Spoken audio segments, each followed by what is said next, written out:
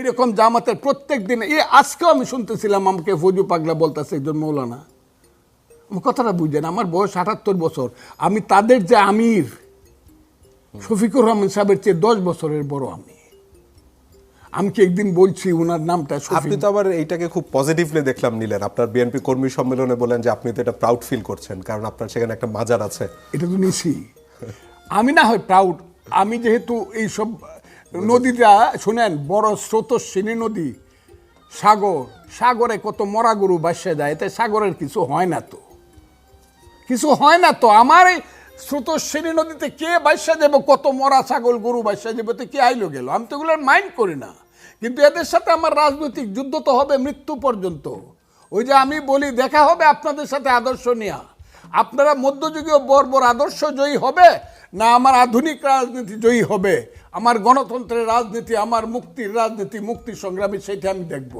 আমার যে মুক্তিযুদ্ধের রাজনীতি ছিল, মানুষের পেটের ভাত, পরনের কাপড়, ধর্মনিরপেক্ষতা ও সাম্প্রদায়িকতা, এই দেশের মানুষের শিক্ষা দীক্ষা, শিক্ষা শেষে চাকরি, জ্ঞান বিজ্ঞানে উন্নত করা, সেটা জয়ী হবে না মধ্যযুগীয় বর্বর রাজনীতি, আফগান রাজনীতি, পাকিস্তানি রাজনীতি, সিরিয়া রাজনীতি জয়ী হবে, সেটা আমি দেখবো।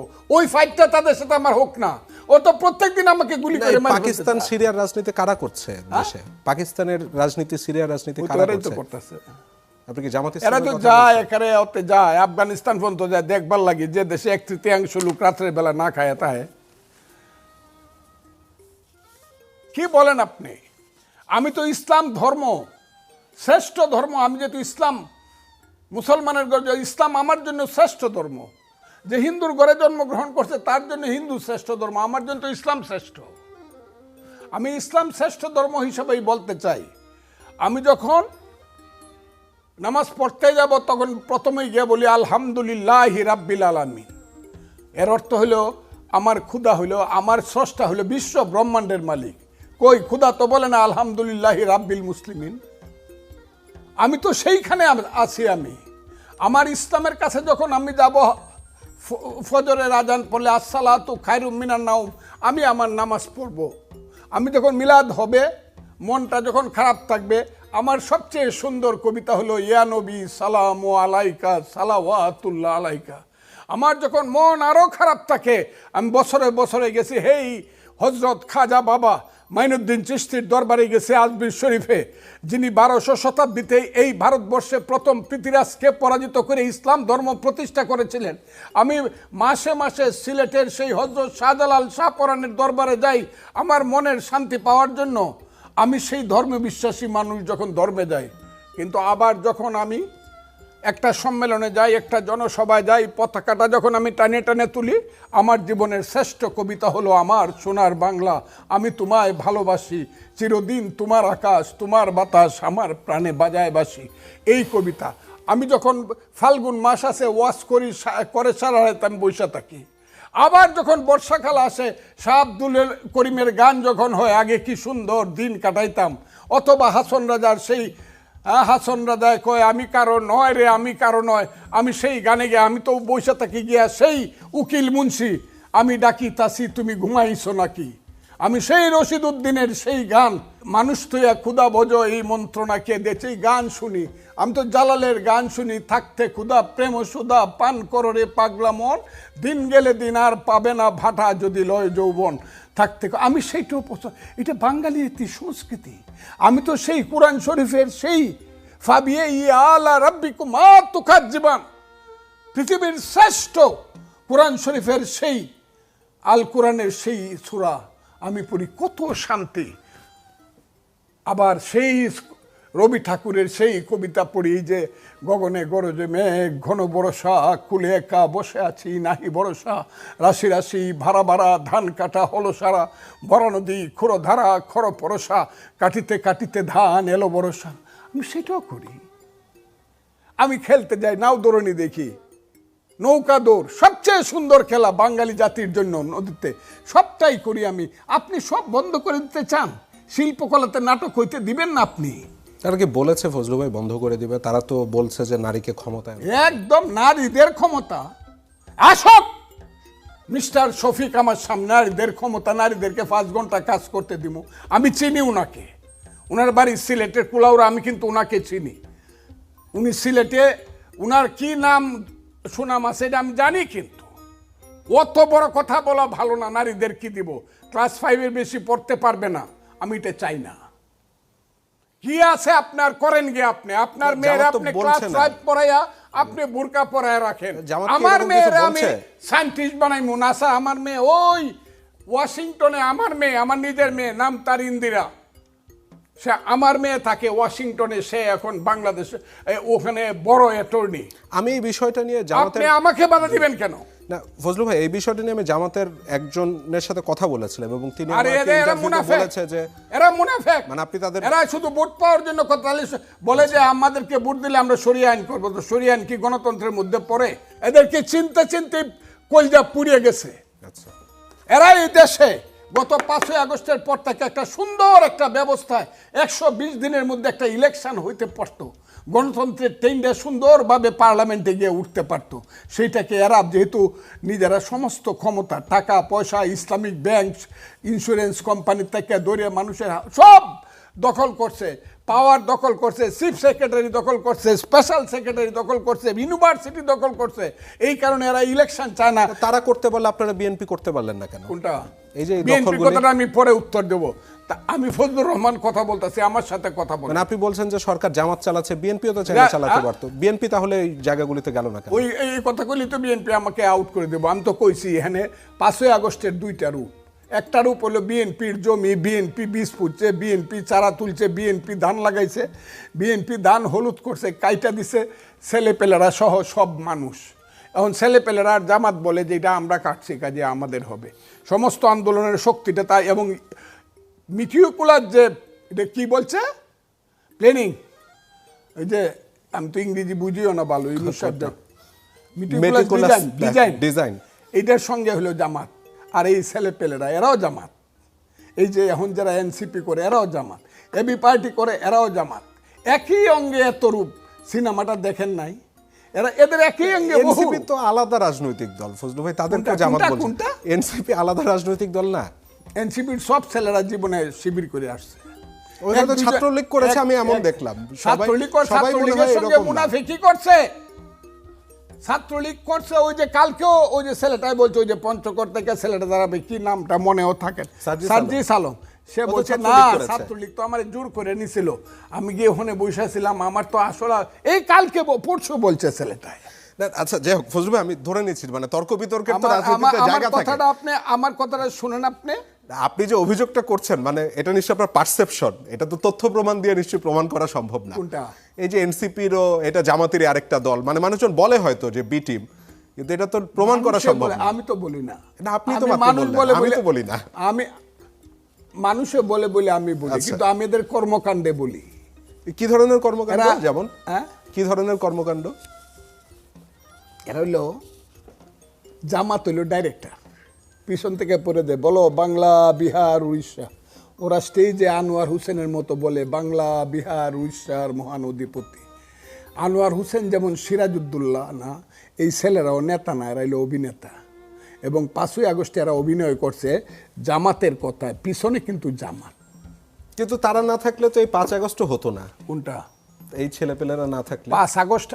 5ই আগস্টে না হইলেও 5ই আগস্ট পর ধরেন নাহিদ ইসলাম, সার্জিস আলম, হাসনাত আব্দুল্লাহ, এদেরকেই তো ডিবি তুলে নিয়ে গেল, তারা সেই সময় প্রতিবাদ জানাইলো। আমাদেরকে তুলে নিয়ে গেছে 7 মাস 10 মাস। আমি বললাম তো আমি গেছে, কিন্তু এই যে একেবারে জনমানুষের যে স্রোতটা, এটা তো গণমানুষ তো এটা বিএনপি ফিল্ডে রেডি করছে বইলা মানুষ অগ্নিগর্ভ হয়েছিল। ধাক্কাটা তো এই ছেলেমেয়েরাই দিল। হ্যাঁ না, এই ছেলেমেয়েরা দিছে, এর পিছনে আরো ঘটনা আছে। কমু আপনি মাঝে মধ্যে আমার এখন জেলে নিয়ে যাব, কারা ছিল না, মাঝে মধ্যে আপনি এটাকে ষড়যন্ত্র কেন বলেন?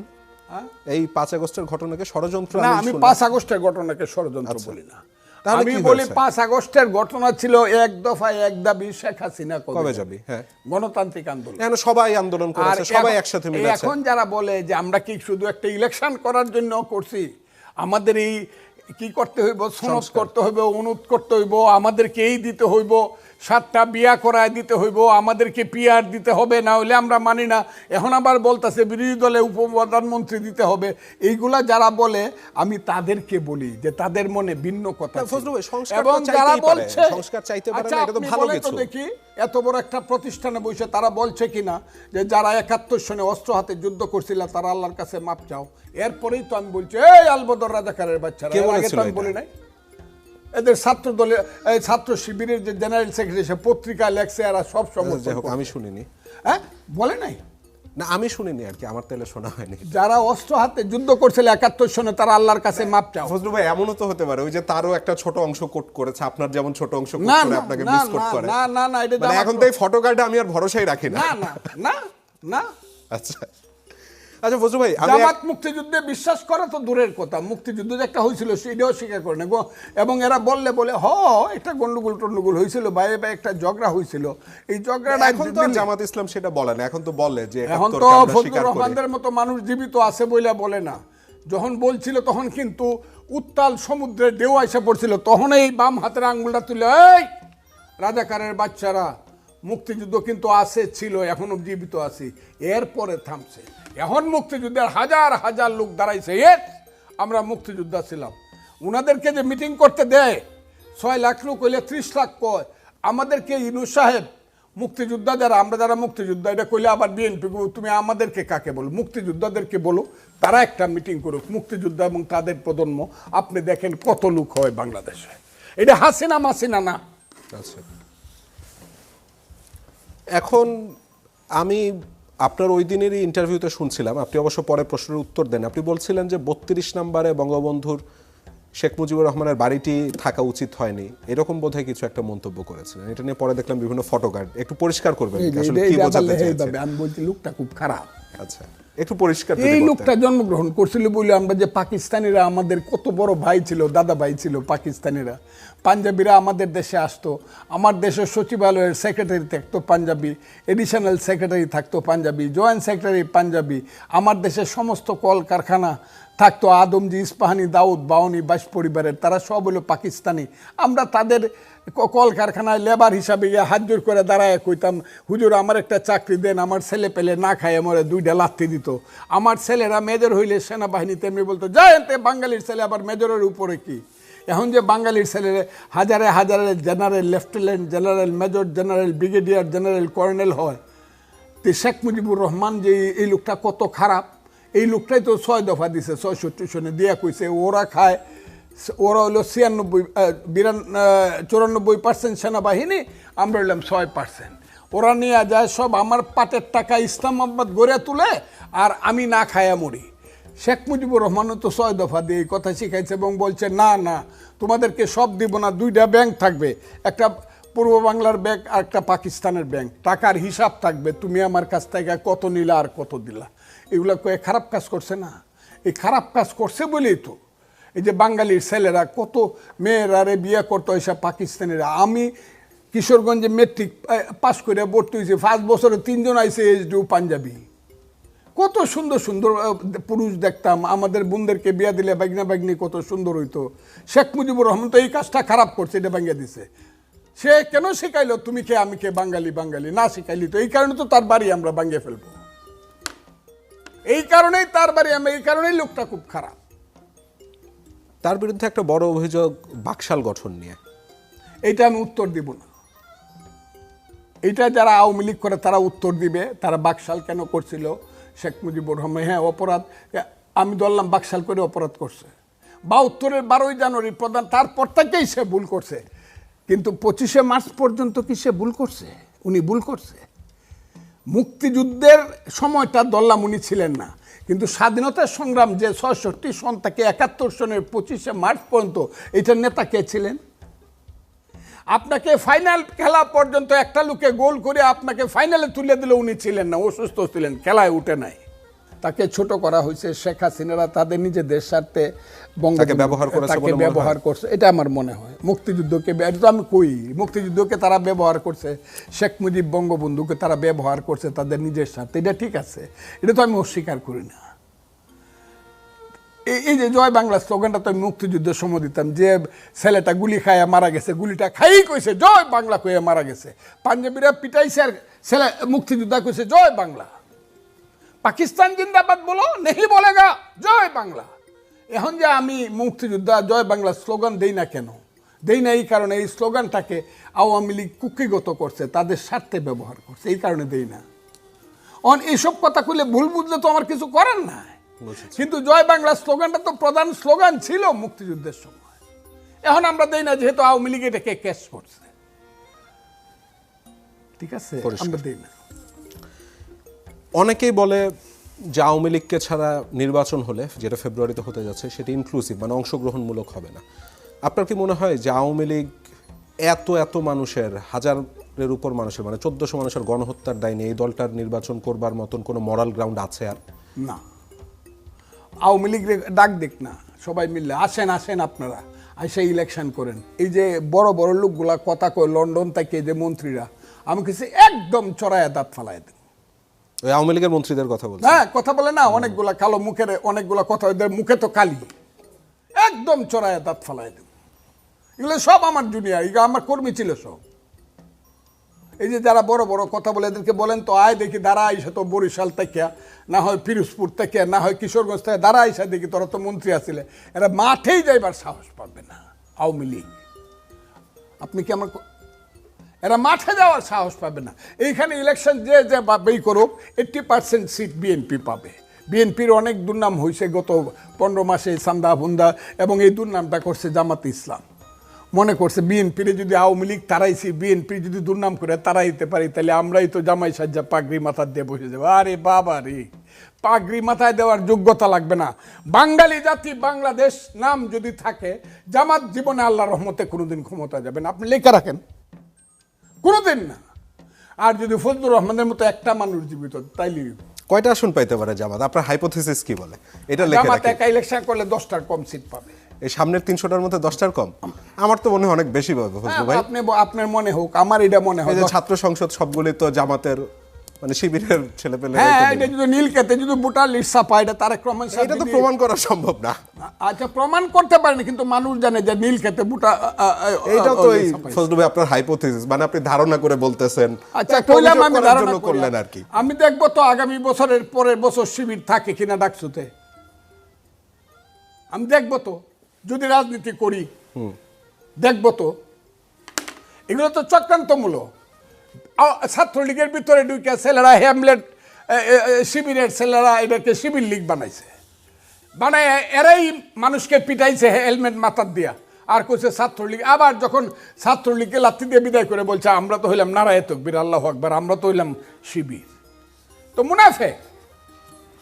আচ্ছা, আমি লিখে রাখলাম তাহলে 10টার বেশি সিট জামাত পাবে না ইলেকশনের পরে। আবার আপনারা একটা টক শো করব, পরে দেখা হবে 10টা বেটে। কিন্তু আমি একটু বর্তমান সরকার কেমন কাজ করতেছে এটা এখানে যদি ইলেকশনটা একা করে জামাত, না জামাত অবশ্য ইসলামী জোটগুলি একটা জোট, একা যদি করে জামাত আর বিএনপির যদি করে, এখানে আবার যদি ইনক্লুসিভ ইলেকশন হয়, তাহলে কিছুটা পরিবর্তন। মানে জোট যদি হয় না, জোট না, জোট জামাত জোট করলে 15-16টা সিট, ওই যে মৌলানা সাহেব মৌলবীরা লইয়া করলে, সব লইয়া, সব ইসলামিক। আমি এটা করি, যদি ইনক্লুসিভ ইলেকশন হয়, মধ্যে যদি কোনো আসে, শক্তি আসে, যেটা আসার সম্ভাবনা রেয়ার, কম। আমি বুঝতে পারিনি, বুঝলেন নাই? জামাত ইলেকশন করলো তার জোট নিয়া, ওই যে ইসলামী আন্দোলন টান্দোলন। বিএনপি ইলেকশন করলো ওই যে এখন যে যাদেরকে সিট দিতেছে অনেক কিছু, মান্না সাহেব এদেরকে, ঠিক আছে করতে। এইটা একটা ইলেকশন। এইটা ইলেকশন হলে ওই জোট সহ জামাত 10 আর সবাই মিলে 6, 7, 8টা। আচ্ছা, ধরলাম আমি 20টা সব মিলে। আচ্ছা, আর 280টা বাকি? 280টা আপনি 80% পার্লামেন্ট সিট পাবে বিএনপি। আচ্ছা, 240টা, আর 40টা সিট যাইতে পারে স্বতন্ত্র মতন্ত্র আছে অনেক। আর যদি রিয়েলি স্বতন্ত্রকে ইলেকশন করতে দেয়, জি, যে কথাটা আমি বারবার, মুক্তিযুদ্ধের নামে যদি স্বতন্ত্রকে ইলেকশন করতে দেয়, তাহলে কিন্তু এরা জামাত টামাতের চেয়ে অনেক বেশি সিট। আওয়ামী লীগের ভোট কে পাবে?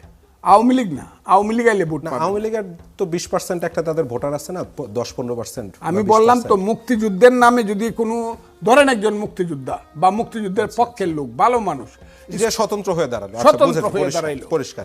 এইরকম 100 সিটে দাঁড়ায় গেল গায়ে 100 মুক্তিযুদ্ধের পক্ষে। আমরা একদম শেষে চলে আসছিলাম ফজলু ভাই, দুইটা ব্যাপার আপনার মূল্যায়ন জানতে যাব। আমি দেখলাম ওই দিন ইন্টারভিউতে আপনি বলছেন এবং দেশকে নিয়ে একরকম ষড়যন্ত্রের অভিযোগ করেছেন, বলেছেন যে হাসিনার আমলেও দেশ ছিল, এখন আর দেশ নেই, ডক্টর ইউনূস দেশের ভালো চায় না। নাই, আমি এটা বলি, এটা যারা আমাকে জিজ্ঞাসা করে তাদেরকে বলে দেই, হাসিনা আমার বন্ধু আমাকে জিজ্ঞাসা করছে, আপনার চেয়ে অনেক বড় সাংবাদিক, জি, আমার খুব বন্ধু, উনি বিদেশে থাকে কিন্তু বাংলাদেশের রাজনীতি নিয়ে খুব সাংঘাতিক। উনি বলছে আপনি তো বলছেন বর্তমানে দেশ নেই, হাসিনার সময় ছিল। এই কারণে বলছি, হাসিনা মানুষ হত্যা করছে ক্ষমতা থাকার জন্য, নির্বাচনে ডাকাতি করছে ক্ষমতা থাকার জন্য, 14, 18, 24 মানুষের গণতান্ত্রিক অধিকার হরণ করছে, সম্পদ লুট করছে, কিন্তু বাংলাদেশটা ছিল।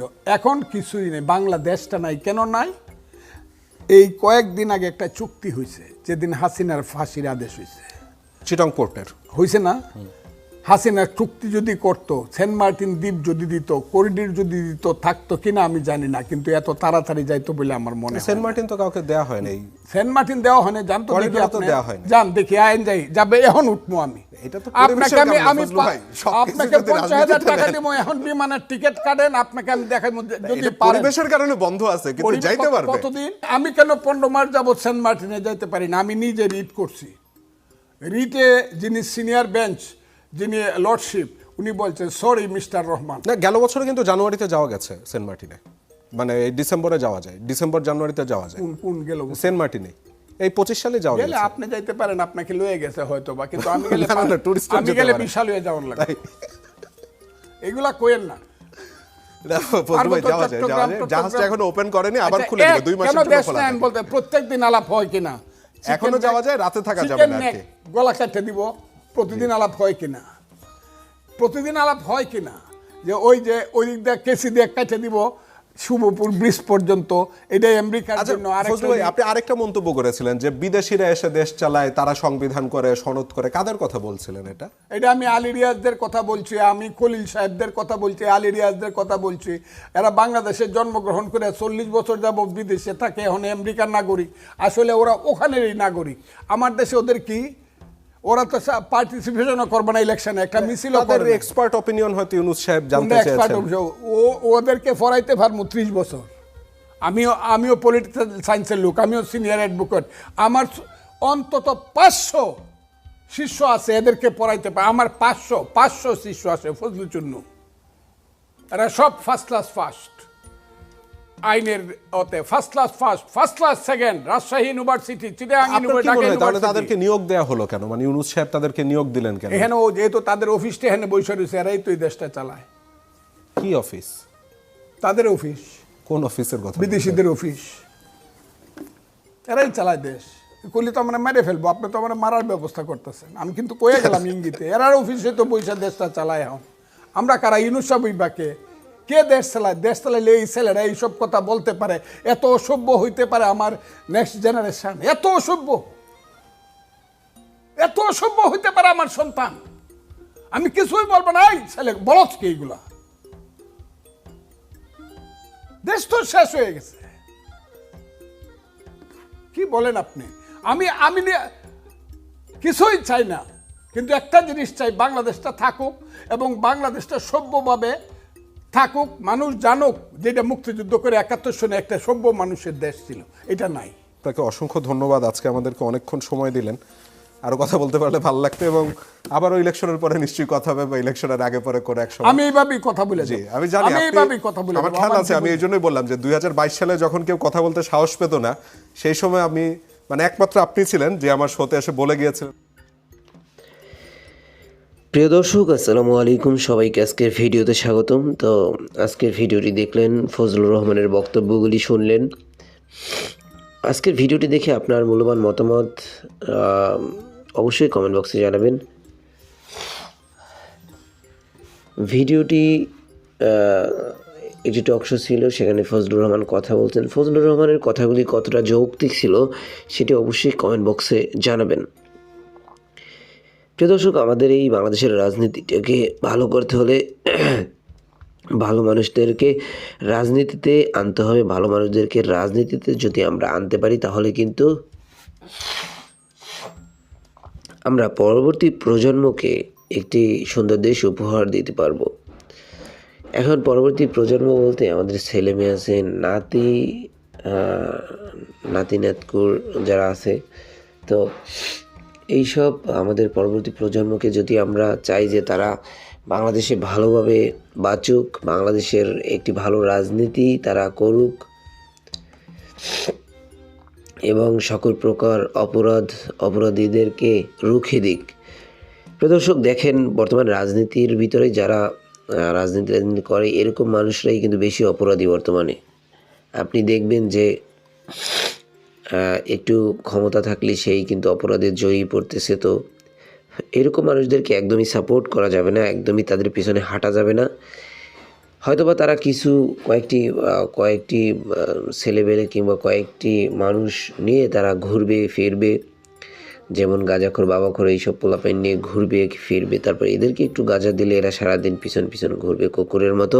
তো এই যে মনে করো গাঁজা দিয়ে ছেলেবেলে পালে, এরকম মানুষদের কাছ থেকে দূরে থাকবেন। যারা প্রকৃত ভালো মানুষ, আপনার সে যেই দল থেকে, জামাত থেকে হতে পারে, বিএনপি থেকে হতে পারে, বা অন্য কোনো দল থেকে হতে পারে, তো আপনার কাছে যদি মনে হয় যে এই মানুষটাই আমাদের এলাকার জন্য গর্ব হবে, কিংবা আমাদের আসনের জন্য গর্ব হবে, কিংবা আমাদের জেলা উপজেলা যাই হোক, এই জন্য আমাদের উপজেলায় আমাদের কাজ হবে, আমাদের উন্নয়ন হবে, আমাদের রাস্তাঘাট হবে, আমাদের মনের কথাগুলি শুনবে, আমাদের ঝামেলা দেখেন ভাই, ঝামেলা না করতেছিল, ঝামেলা কোনো না কোনোভাবে আমাদের ঘাড়ে এসে পড়ে। এটি হচ্ছে ভাইরাসের মতো, এটি ছড়াইতে থাকে, এর গা থেকে ওর গায়ে, ওর গায়ে থেকে ওর গায়ে। তো আমাদের বিভিন্ন সময় পারিবারিক ঝামেলা হয়, তো সেই সব ঝামেলায় খুব সুন্দরভাবে সমাধান করে দেবে। এখন বর্তমানে আপনি দেখবেন যে একটি মেয়েকে যদি তালাক করাতে যেতে হয় তাহলে অনেক টাকা পয়সা খরচ করতে হয়। ছেলের পক্ষ থেকেও টাকা পয়সা খরচ করতে হয়, মেয়ের পক্ষ থেকেও টাকা পয়সা খরচ করতে হয়। তো মাঝখান থেকে নেতারাই কিন্তু পকেট ভারী হচ্ছে, বা নেতারাই কিন্তু ঘর বাড়ি তুলতেছে, বড় বড় বিল্ডিং করতেছে, ভালো ভালো খাচ্ছে এই মানুষের টাকা দিয়ে। একটা মানুষ বিপদে পড়ে তাদের কাছে যায়, আর তারা মনে করেন টাকা পয়সা কাটে। চারিদিকে কাঠিংবাজ, এই কাঠিংবাজ লোকদের কাছ থেকে আমাদেরকে দূরে থাকতে হবে। এটাই হচ্ছে বাস্তবতা। আর আমরা এমন শেষরা ভাই, আমরা বাঙালিরা, যেই লোকটা আমাদেরকে কাঠিংবাজি করবে, যেই লোকটা আমাদেরকে মারবে, যেই লোকটা আমাদেরকে ক্ষতি করবে, এরকম লোকের পিছনেই আমরা দৌড়ে, এরকম লোককেই কিন্তু আমরা